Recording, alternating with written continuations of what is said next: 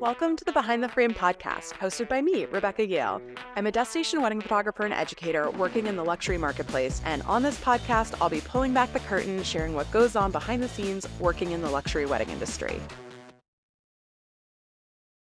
Hey friends, welcome back to the podcast. I am here again today with the amazing Sarah K. Love for part 2. If you are just tuning in, make sure you go back and listen to part 1 from last week. We talked about so many things. We talked all about branding. We talked about building a business, leaving a regular 9 to 5, starting your own business as a creative entrepreneur, the importance of networking and relationships and making true relationships. Oh my gosh, there were so many good golden nuggets. So if you are just tuning in, brand new, fresh, please go there. I also give Sarah's whole amazing background. So make sure you go and listen there first and then come back to today's to tune in for part 2, because we were just having so much fun talking and I didn't want a 3-hour episode for you guys. So we decided to split it. So we actually didn't do the name of my podcast. We didn't go behind the frame because we were just so busy talking about branding. And we're going to bring you more branding today. But we're going to dive in today by going behind the frame with Sarah on a photo that we actually worked on together in more ways than one. It is a photo from Sarah K. Love's own wedding to Sarah's Nicholas, as it says all fancy on your invite, which is what we're talking about today, Sarah's invite. So Sarah, tell me, let's go behind the scenes of this photo. It's fun because I've had photographers, I've had planners. You're the first bride that I've had on, but you're obviously not just the bride. You and I styled this photo together to the point because we were going to come out to California and the timing didn't work out. We wanted to make sure we got it done in time for the publication. So we did it together in Photoshop virtually, and then me sending you photos via my iPhone as we were going. And I think you were like a doctor's office and scribbling all over it and sending it back to me because that's what we do. So for those who are in their cars and not watching our lovely faces on YouTube right now, tell us what we are looking at. What is this beautiful photo that we worked on together? It's my wedding invitation. Yay. Yeah, it is. Yay. Yes, it is. So tell me about this. What does this photo mean to you? I really do think it's kind of about finding the love of my life and the journey that took to find your person. There's melons on it, and there's hummingbirds and moons and a butterfly, and there's a pink phlox, which is a floral. There's all these little hidden meanings to it that I think also represent part of our story and the pieces that made us fall in love. I guess the image is a representation of the journey of finding the love of my life. And I don't know, you go through some shit and to say it, I guess. You do go through some You shit. go through some shit, okay? And both so I went guess through some shit. And yeah. And now you just kind of come out the other side. And that's what it represents. And I think it's also you were there at our wedding and you were photographing it, and it was the journey of our friendship, and from styling it to designing and coming up with all of the little elements around it. It's really just I don't know, it's a synopsis of all of that. So it's really emotional impact, I think, for me, just because, yeah, the late night listening to Lizzo and crying and just all of it, and then saying, "Hey, I met a guy and his name is Nick, and we're getting married within 4 months." You're okay, can I meet him? What's going on? oh yeah, because these were pandemic days. Yeah. So Sarah and I had our first double dates with both of our respective Nicks over Zoom. And we had some game nights over Zoom. 2020.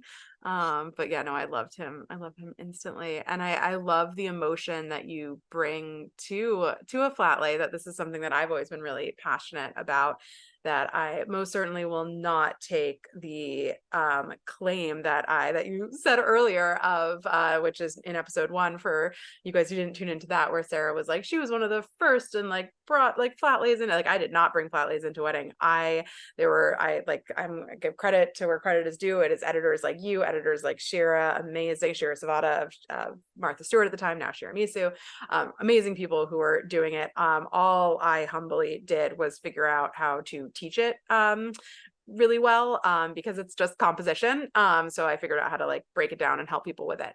But one of the things that I feel really passionate when I am teaching it, because like I do come from a documentary background, there are a lot of like especially documentary photographers, especially now when like that's what's really trendy, and flat lays are kind of not as cool anymore. They're not happening as much, especially invites like aren't getting their due, even though these beautiful paper goods are still happening. And I am here pushing back, saying that a detail should never take the place of a documentary moment. They should always coincide, they should always go together, but a detail when done well is deeply emotional. It should tell a story, and that's exactly what you were just saying, that it and usually I'm on my own telling that story. Like I'm getting info from the planners, I'm getting info from the brides, I'm or grooms or whoever it is. And then it's my job to tell that story. I was in the uniquely fun position with you, with your flat lay, where you, of course, were deeply involved in the creation of it, to the point, as I said earlier, where we made a Photoshop file of the pieces that amazing. So first of all, I should say the amazing Courtney of Cecile's Paper Co. Designed it. We were also working with amazing Callista of Callista & Co. as your planner and designer, who was working with your design and Courtney's design and opinionated me in the corner, just giving A lot of opinions that no one chefs asked in the for. kitchen. What was that? A lot of chefs in the kitchen. A lot of chefs in the kitchen, but it turned out great.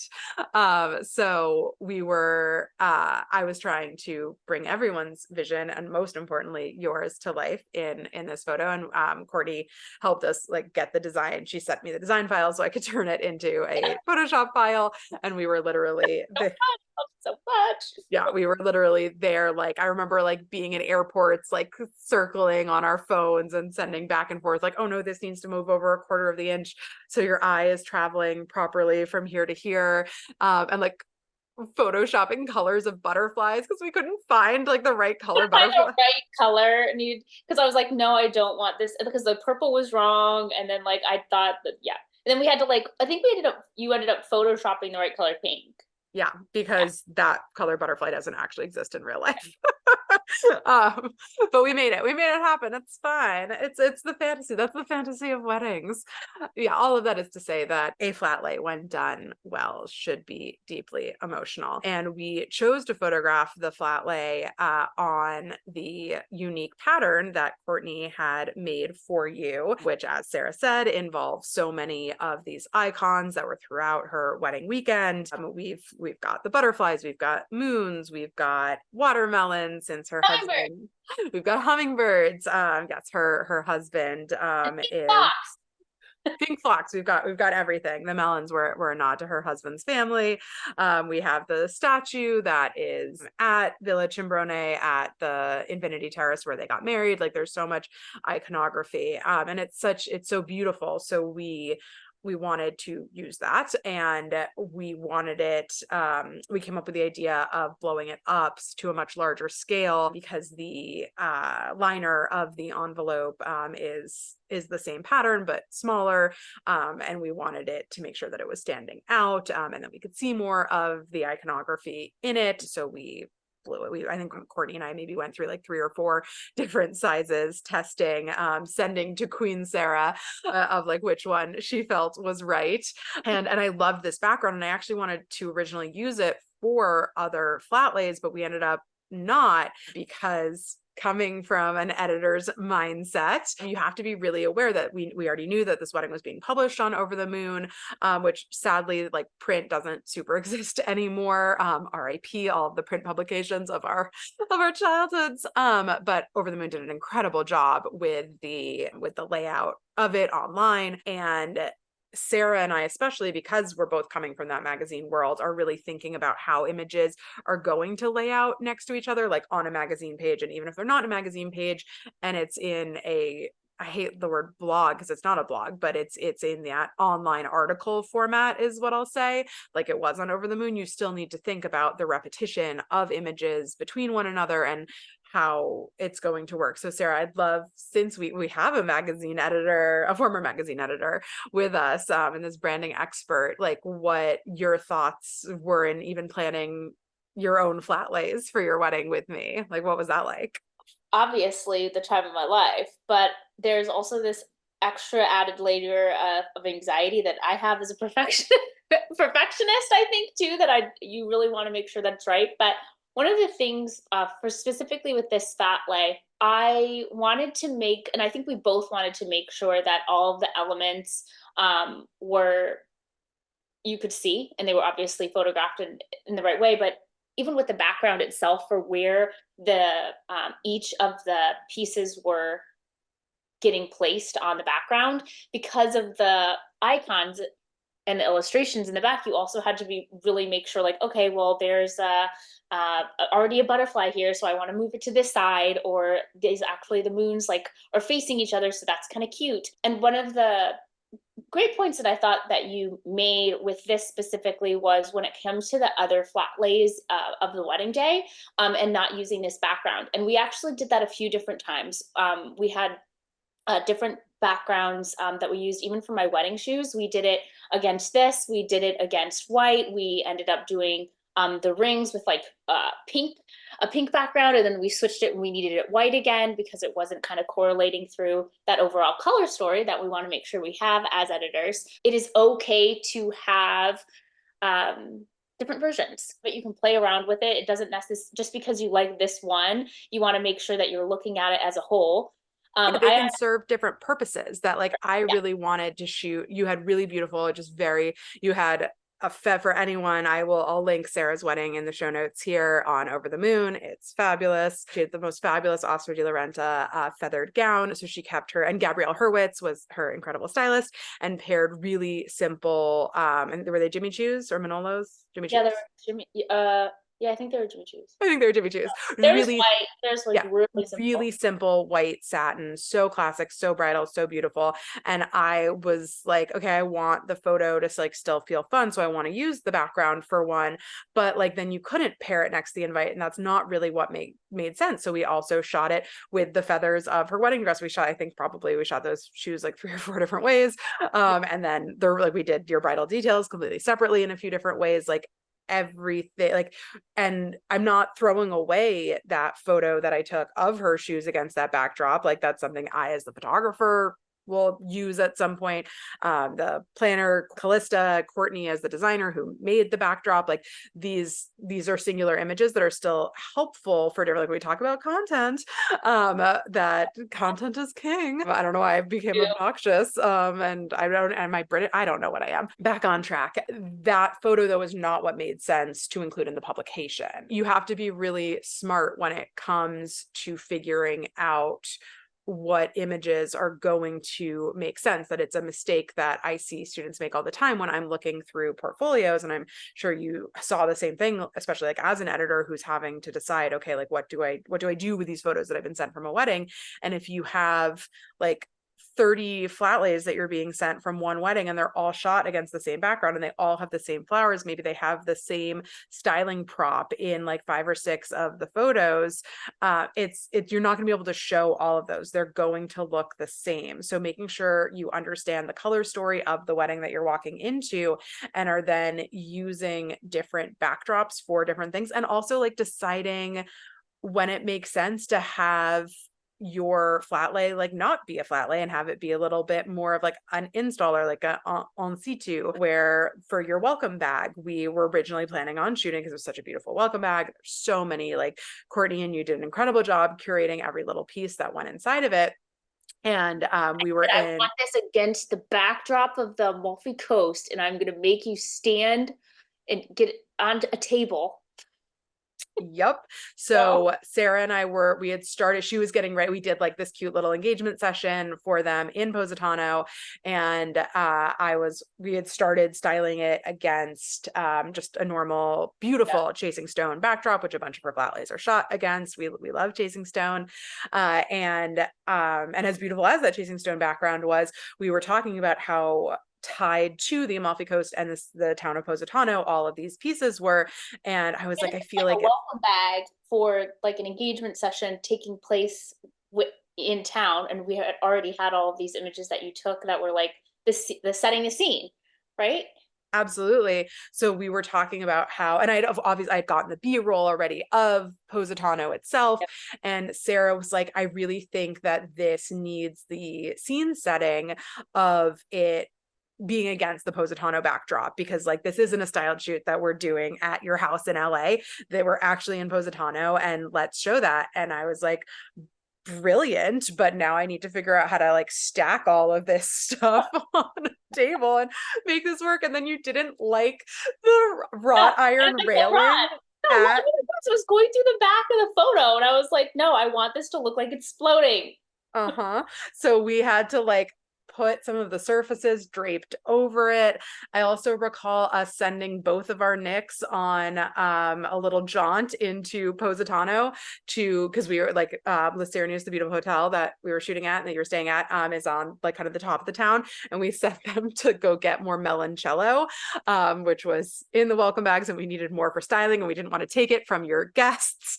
So we sent them for a jaunt, and then we sent them back for ice cream, also for a shoot. And I feel like that time your Nick was like, I tap out. He was like, I have to get ready for my own photos. I tap out, and my Nick had to go get the ice cream, which he couldn't even eat because it had gluten in it. Yeah, the things we make our men do. No, that was like the day that all the guests went to Pompeii, and like we just hung out and Took did flat. photos all day. That was literally, it was the best day. It was. Well, and when we switched from Positano to Ravello, and we were doing flat lays of your rehearsal dinner look, which had this fabulous pink feathery jacket, and I wanted to use the jacket like as the background, which like, gosh, when you're talking about like making sure things are cohesive, like that's where it's so important to like have these conversations.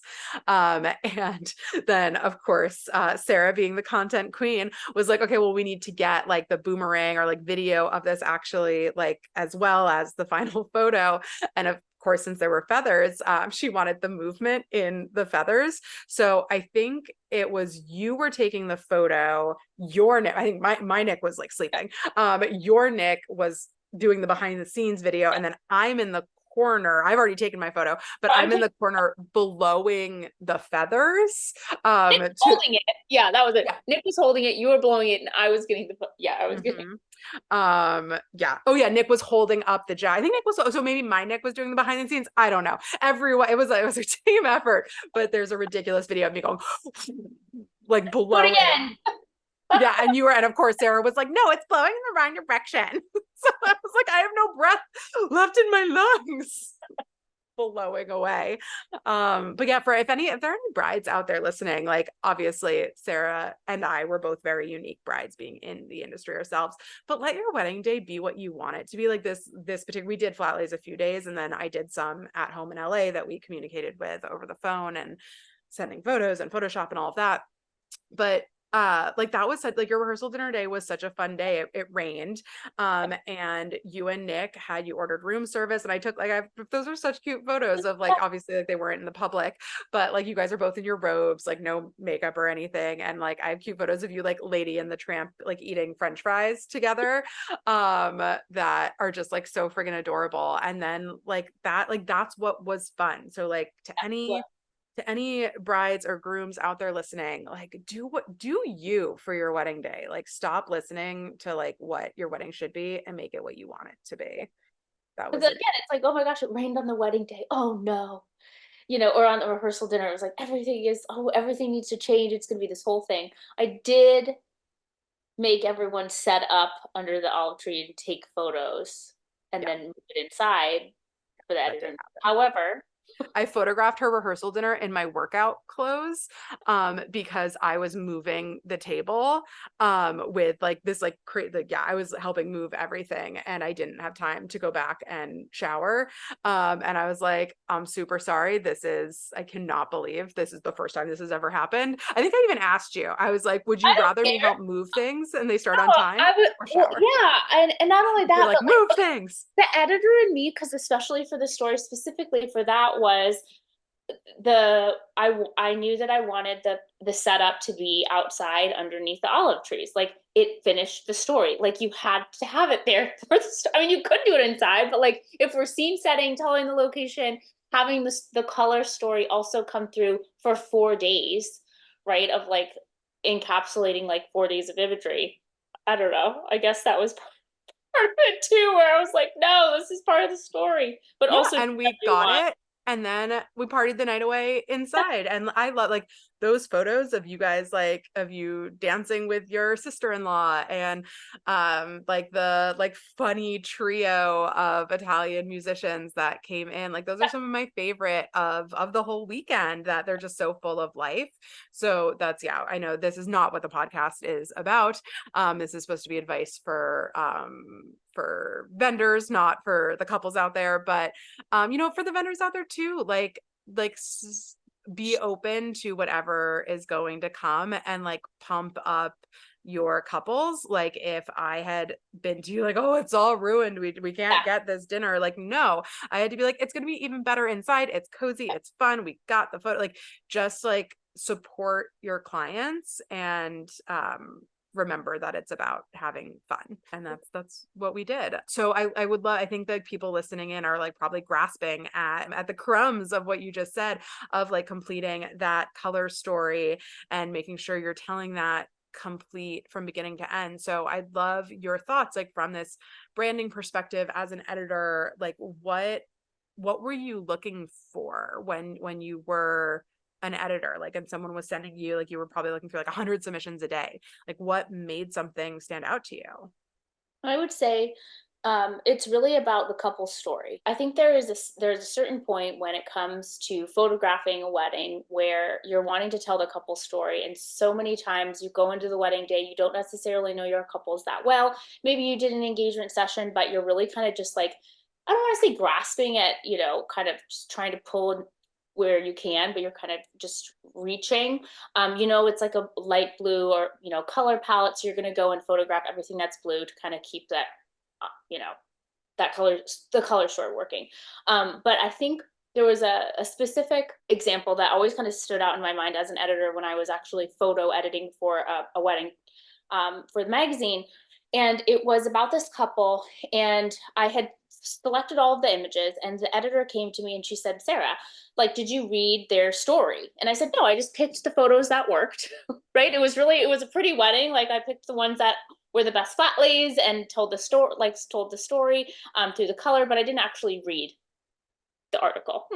I This is very beginning. Um, Start somewhere. and I never, yeah, and you never miss again, right?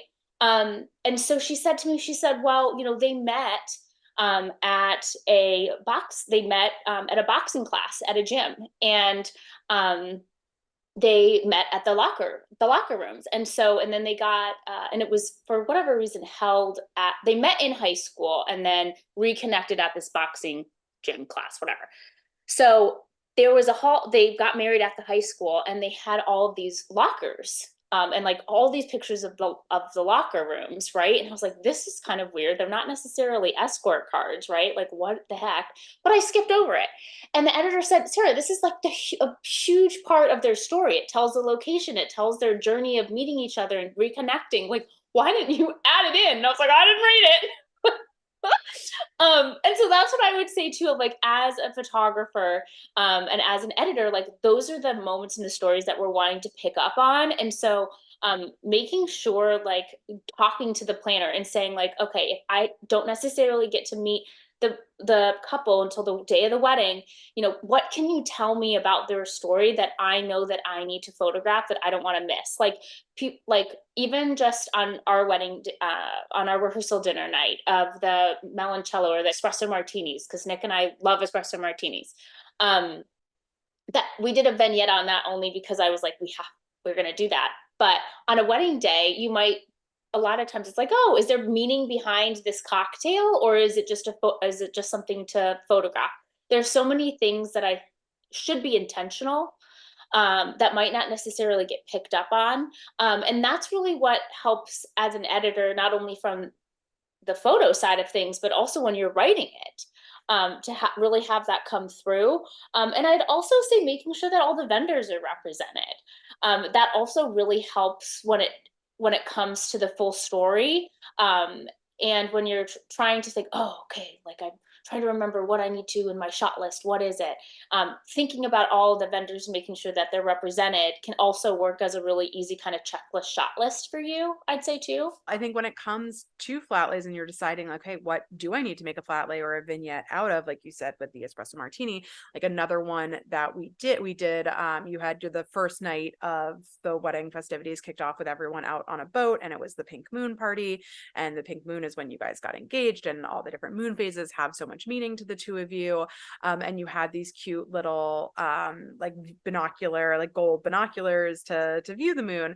And what I say that, like when I'm trying to decide what details I want to vignette, and this is, I say this because I've learned from people like you and Shira, and all of the editors who are in my head when I'm shooting, that details should tell the story. So I vignetted that with other items from that pink moon evening, to help tell the story. That, like I always say, images should be captionable, whether it's a portrait, or a flat lay, detail, whatever it is, it should be captionable. And when you're putting together your submission, think of how an editor is going to caption it, and make sure you have an image that fits with a caption as your superior told you, and then you tell the people you're working with, and so on and so on. That you're a photographer, that you're maybe like you haven't done like big destination multi-day weddings yet, and the client has only hired you for one of the days, and you really want to get this published.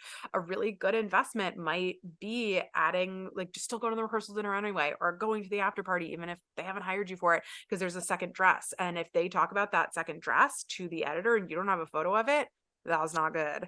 And then also you're getting those photos in your portfolio, and you can use them to sell to the next client. Like, that's a smart investment that you're making in yourself. But you want to make sure that you have those photos. I've had weddings, and now I have all the systems in place, where I have all these detailed worksheets. I call them like little golden nuggets as you're talking to your client or the planner in the pre-wedding process, where like Sarah said, like all of those little things. I had a wedding where the couple bicycled together, and that was super important to them. And the planner like decorated these beautiful bikes, and those didn't appear until like late into the reception.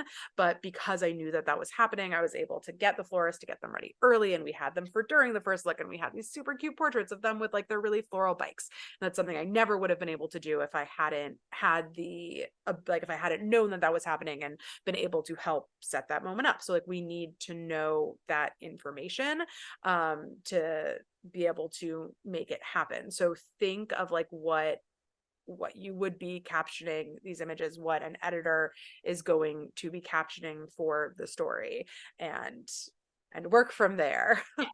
And Sarah, I'd love to hear, like we've talked a bunch about like different backgrounds and things, and like what does color story even mean for people who are listening and are like, I don't know what color story is. Like why is a color story important?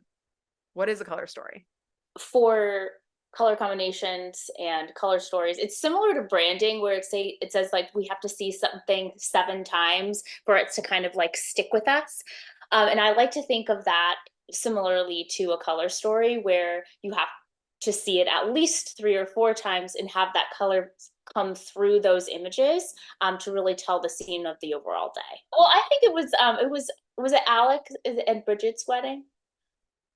Um, the it was one of the first, it was the That was one the first one we worked on together. that was the first one that we worked on together. Um, and I it had a lot of color.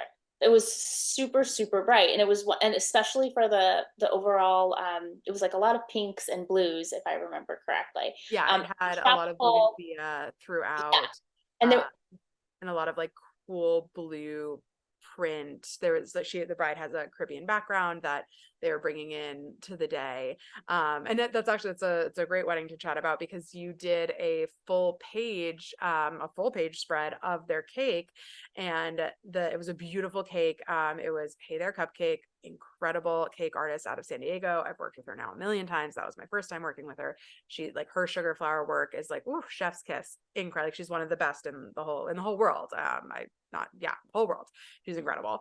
And that cake it was big and heavy, and it was back in a fridge. It was a hot summer day in California, and it wasn't going to be brought out until late into the evening. And I mean, now especially like people are like magazines, but there are magazines, it's online, and people care a little bit less. But like this was 2016, like this was the golden era of like the full page cake shot and like having it in daylight and perfect fit of that color story. And I recruited the planner, and the two of us carried that cake out and put it in the perfect spot with beautiful greenery in the background that wouldn't be distracting. And we brought in some of the bougainvillea in like little like planters to be near, not planters, little like bud vases to be near it to like style it up and kind of nicely. correlate through each image, because I Yeah, think with exactly. that one specifically, carrying it through, because I think with that one specifically, it was, there were quite a few colors, and so when we were trying to figure out with that spread, or even just in, when you're doing even a blog post or whatever it is, online, you have to decide on if you're going to go, just more in the blue color palette, or if you're going to do pink, or if you're going to try and have both in every image. And there, on some of the photos, and a lot of times when, I mean, you normally do this, but a lot of times what ends up happening is, the blue, there's a series of blue images, of photos with blue, blue bouquet, blue cake, and blue stationery. And then there's another series with the bridal bouquet and the bridesmaids, and everyone's in pink, and the blue doesn't come into those images at all. So it's really hard to tie back them all together.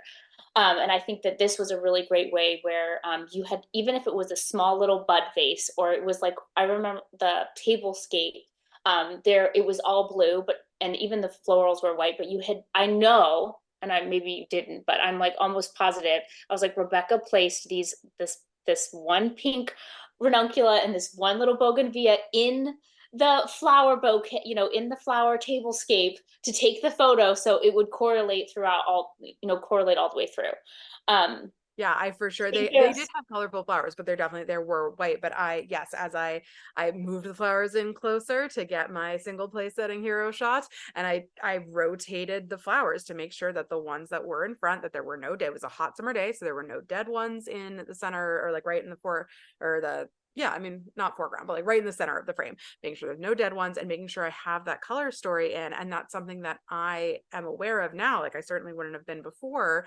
But at this point in my career, I am that like if it's blue and pink throughout the day, and the bridesmaid's bouquet is pink and her dress is also pink, I'm gonna try to find a blue background that I'm shooting that against to make sure that I am living within the microcosm of my couple's wedding day.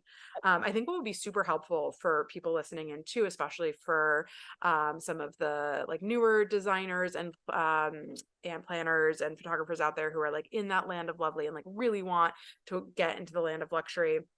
And as I said earlier with the branding, where like I'll open a website and be like, no, like this isn't going to be someone who like you automatically, like just by looking at an image, are going to know, like, is this someone we're reading all these little signs and symbols. It's study of semiotics, which I love. It's all these little things that we're getting, like if that bride's nails, tacky photographer, like whatever it is, all of these things. Um, what what things are you looking for that like automatically would tell you in someone's portfolio? Like for me, it's salt and pepper shakers. Like if I see someone that hasn't moved the salt and pepper shakers, or like a fork, a skew, I'm like, ooh, that is someone like who I'm probably not going to be great second shooting with. Or if I'm looking to recommend a planner and I look at their portfolio and I see chairs askew and they're not perfectly straight, I'm like, okay, like I'm sure this is a lovely planner, but this isn't a luxury planner. This isn't a planner who's going to be able to deliver to my clients what my clients are looking for. Like, what are things that stand out for you? Napkins. Napkins, there's so many on like the overhead shot or, you know, any at any angle, and the napkins are not, they're either like, you know, they're not centered, or they're, some of them are like, you know, on the side under the fork or on top of the plate, like napkins. Or like in the silverware also. Oh my gosh. And then, okay, sorry, one more thing. The water, okay, oh, now I actually have a lot. I Water, love them. You guys water, taking notes. Make sure you're taking notes. ice water on the table, Or the glass turned upside the down. glass Oh my turned God. upside down, That is a, the heaters outside. Um, oh my gosh, I think which that's the, now with AI, guys, you don't know how lucky you had it. Like yes, like a it's wedding so that Sarah easy to published of mine, fit. I spent like 20 hours retouching out those. When you're working with a good planner, like hopefully they can have the heaters like wheeled in after you've taken your shot. Not, I mean, even the best of planners, sometimes that's just not going to work within the day. So I have sat there and retouched it out. Now with AI, like you children, you Gen Z, you have it so easy. I haven't done that yet. Why don't you understand? Oh, and then there's the boomers yelling at me, you've got Photoshop. I was there like hand coloring negatives. So all of these little things, they're so important that like they sound so silly of like, seriously, you're not going to work with me because there's salt and pepper shakers in my photo. But yeah, like that's just a little sign of like, oh, you don't know what's in it. This isn't going to be important to everyone in the luxury market, but it is going to be important to some. And like to most of the planners that I work with, that is important. So if for some reason I am called away for golden hour photos that are taking too long and I have my second shooter that needs to be doing the reception details, if they don't know that they need to do those things, if they don't realize that upside down cup is not gonna swing it, like those are little signs. And when I'm recommending a photographer to a planner, if like I can't do it or if I'm the wrong price range, whatever it is, those are all little things that I'm looking for in portfolios, and I call them like the unwritten rules. So everything that Sarah just spewed at you, I hope you were writing down those things and the things I chatted about before too. With the, I mean, we both talked about silverware, but all of those things add up. And you, in the same way we talk about branding of how quickly someone is going to like bounce off your website when they see something that doesn't resonate with them, that like we vendors are the same. Like a planner, if you're a photographer and you're like, how do I work with these luxury planners? If they see photos on your website of upside down glasses, they are going to know you are not going to know how to photograph their clients properly. Sarah, is there a particular photo that you have? I see you giggling over there. Is there a photo you have in mind? The dress hanging in a tree. Or off of a balcony where it like might blow away, which like for sure I did that early in my career and I almost had a dress like blow into a I mean, swamp. I did, yeah, like the one wedding I photographed. Yeah, like I put it there, put it in a tree. Yeah, we all friggin' We all did. did it. Yeah, I almost had a tree blow off a balcony in Connecticut into a swamp. Oh boy, am I glad that is yeah, am I glad that's gone. Well, I feel like we've had so many of these great golden nuggets from you from your time at magazines and coming from the editorial world. I'd love to hear a little bit more of, again, it's the behind the frame podcast. We're talking about what's going on behind the scenes, and we've talked about like so much of we've had so many great takeaways for everyone listening, but the like what we talk about, like what makes us different from one another in as like standing out from your competition. My goal of this podcast is to really make sure that we are pulling back the curtain and going a little deeper on what's actually happening behind the scenes. So I'd love to hear from you of like all these picture perfect images that you're making sure that the salt and pepper shakers aren't in any of your clients' images, and all these things that you're doing and showing this perfect face on social and everything. Like, are there any stories of like what was going on behind the scenes while everything looked so perfect from the outside? Oh, which photo? I All would your say, photos look perfect. I, Anything you well, share. well, I would say that my wedding day was pretty much, pretty much perfect. Um, That's fair. Your wedding was you know, perfect. if I do say so myself, but I can attest to that. no, But I let's mean, talk about in your career I would larger, say, where yeah, no, someone no, no, looking at your Instagram is like, oh my God, her life. I mean, your life is amazing. You're fabulous. But oh God, let's talk about not some what of I the meant. real, let's talk about some of the real stuff that was happening. You can get very distracted and kind of beaten down when you're looking what everyone else is doing, and you're having this kind of picture perfect of what everyone else is doing, and you're not doing enough. And then, even as we were chatting about, what I see as an editor, I was like, God, this has been a while. Can I still, do I still have that eye? Like, am I any good at this? Like, I'm nervous, Of course you you are. know? And so, but you always kind of are, I'm always, the perfectionist in me is always kind of struggling with being myself versus kind of what everyone else wants to hear, almost. If that makes sense.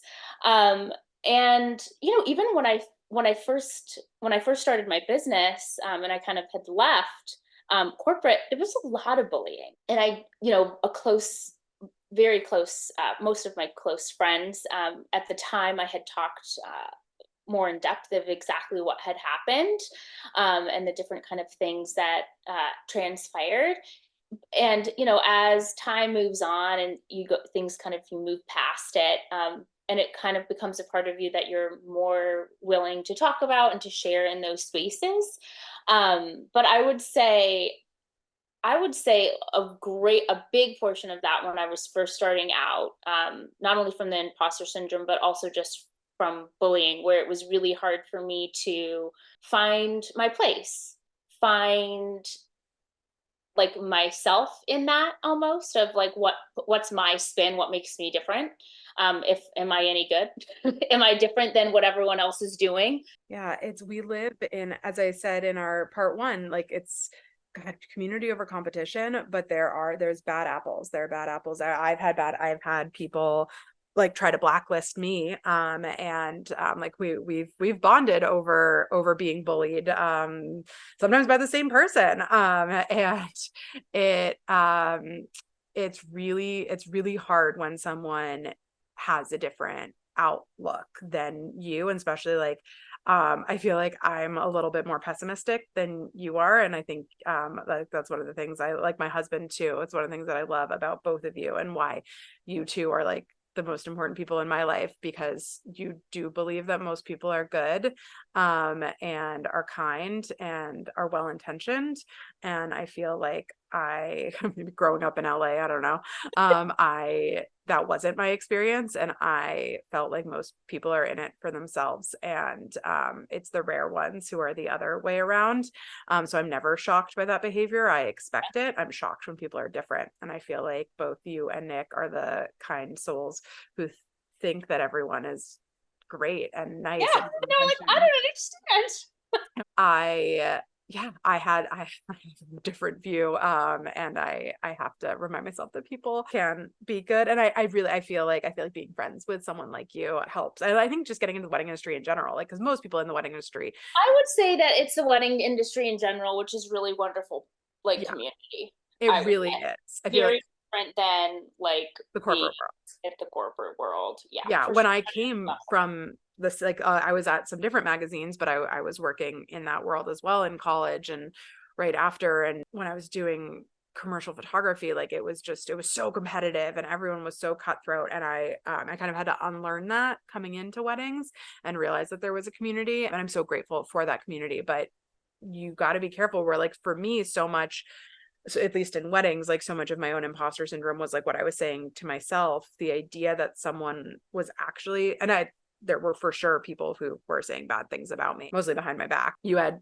a horrible incident of someone saying something to your face, and it's horrible. And I, gosh, I want people to know out there that first, that you're amazing, and I'm publicly saying, how dare you? But that for anyone else out there who's had someone, like maybe it's a spouse, maybe it's a parent, like God, we've all had, I mean, my parents are luckily incredibly supportive. If you have someone if it's not just your own voice in your head and you have someone in your life telling you that you're maybe not good enough or you don't deserve this, tell that voice, whether it's your own or someone else's, that they are wrong, and to move out of your goddamn way, because you are gonna shine. And then do it, then friggin' shine.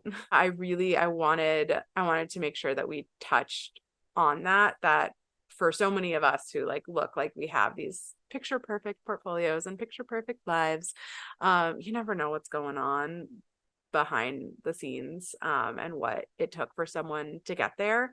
And that applies for everything. So if like you're reaching out to someone and they don't respond to you, like you don't know what's happening in their life. Like I remember in 2013, which like I was like brand new and kind of starting out my business. I had someone who wanted to assist me, and I had to cancel on them. My childhood dog like had to be put down, and I just like I needed a day to myself. And that person like got really mad at me that I canceled on them. That I had that within LA too, that like when I was dealing with my Ehlers diagnosis and I wasn't like super telling everyone yet, but I was being really flaky because I was canceling on, I never canceled on a wedding, but I was canceling on social plans because I was I was trying to make sure I was saving up my energy and that I was coming into my wedding days giving my full, which meant like maybe I couldn't drive an hour to go socialize with someone. And I had someone who probably hates me to this day because I told her that I couldn't drive to go see her. And she thought it was because I thought I was better than her, and it absolutely wasn't. And it was because I was like literally in and out of the hospital and trying to like save my energy for my clients. And I didn't want to tell her that because I was ashamed and afraid of what people would think. So like just like let's all like be a little bit more honest and give people a little bit more credit.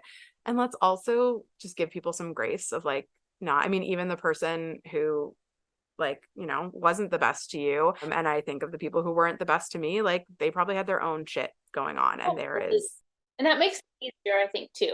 Like when you step back from that, like, because even, it's like when you look back, you can be like, wow, like it's kind like it was really shitty then, but like, excuse my language, it was like really crappy then. But when you look back at it now, like, and again, I've instilled a lot of, just mental health awareness and therapy and self love and all of these things and worked really hard. So when gaining that confidence and whatever else, and like knowing that it's okay to have these, like, have your own flaws, like it makes you you. But when you look back on it, you're like, oh, wow, that's just like a very unhealthy person.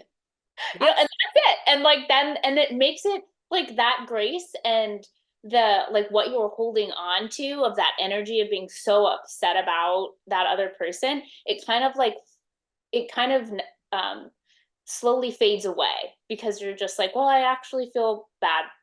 I feel bad that happened. I mean, it's harder in the moment, but it's like, I'll pray for you.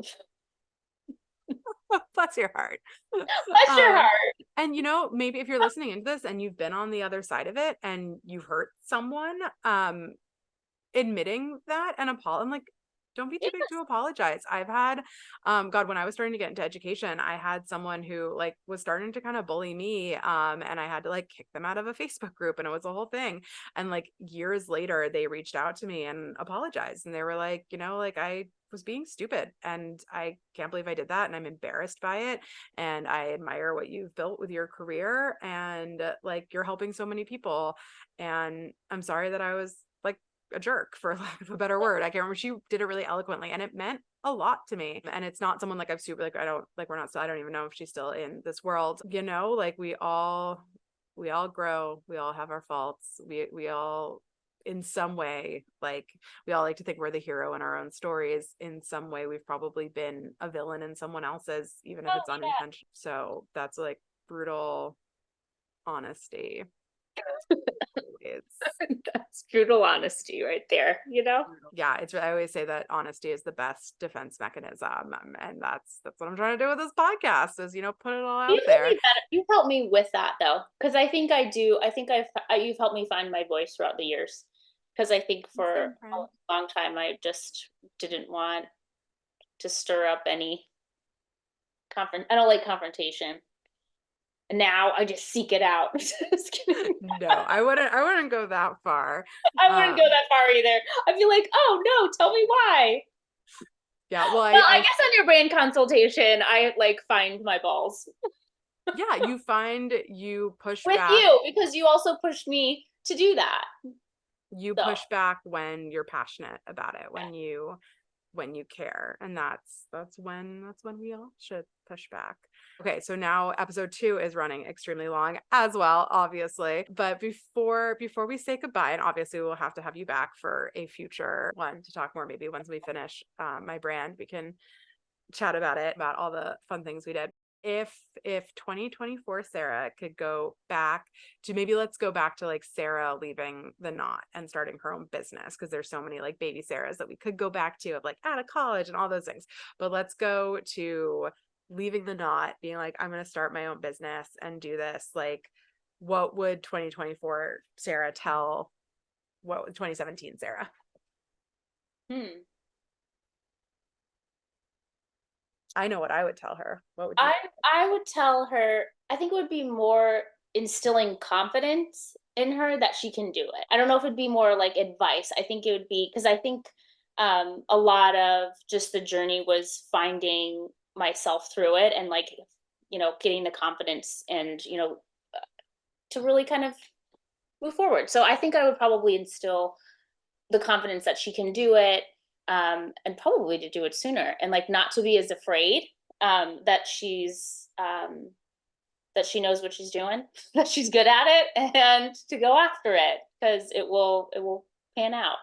That's what I wrote in my show notes before we started this conversation, was be brave. Be brave. That's I be love that. brave. That's Yeah. what I wrote. That's what I would tell. That's what I would tell 20. I think I did tell You 2017 Sarah did. You that. did. But that's for anyone who is on the beginning of their journey or the middle of it, of making that leap, of changing something up, of deciding to leave the safer job and pursue the thing they're passionate about. Be brave, do it from a heartfelt place, and know that it's not a straight line. Like life is not a straight line. You're going to have the curves. Like life could feel like a pinball machine and you're being banged against the edges, but that's okay. And every time you get banged against one of those flippers, you bruise, but you come back stronger. And I think that's what I would want to tell. That's what I would want to tell 2017 Sarah, is that every pebble in your way is going to be a lesson that you're going to learn, and it's going to come back 1,000 times in your favor. And that's what I tell baby Rebecca too, that like, you needed those stumbles, like those moments that humbled you, you needed them. So I wouldn't change it. That's the other thing, you know? yeah, I Yeah. feel like I say that all the time, of like, oh, I would do this differently, I would do this differently, and then I have to be like, you know what, I wouldn't, because like I love where I am right now. Like, not, things aren't perfect, and nothing, like, God, if anyone is looking at me right now, and is like, her life looks perfect, and most certainly is not. There's plenty of things that I have to deal with on a daily basis that drive me nuts, and not that I feel like I'm like throwing Nick out. Like, my husband is not one of them. I love him very much. There's just so, like, I still struggle with all the things we've talked about: imposter syndrome, with feeling like I'm enough, with my health. Like, there's so many things that I still struggle with, but I'm so grateful for every lesson that I've learned from all of them. And I wouldn't be who I am, and I wouldn't have the beautiful people that I have in my life without them. So it's all the journey. Solid journey. Any closing thoughts of this very now emotional episode that we've done? Be brave. Be brave. That's it. Okay. Thanks everyone for tuning in. And once again, Sarah's gorgeous wedding, I'll toot my own horn, is beautifully photographed, is on Over the Moon, linked in our show notes. And Sarah's Instagram, which, if you guys listen to part 1, it's her name, her website, her Instagram, everything is her name, and you can find it linked in the show notes, along with a direct link to her gorgeous invite that we talked about earlier. Thank you everyone for tuning in, and we'll be back next week with more. Bye. Bye.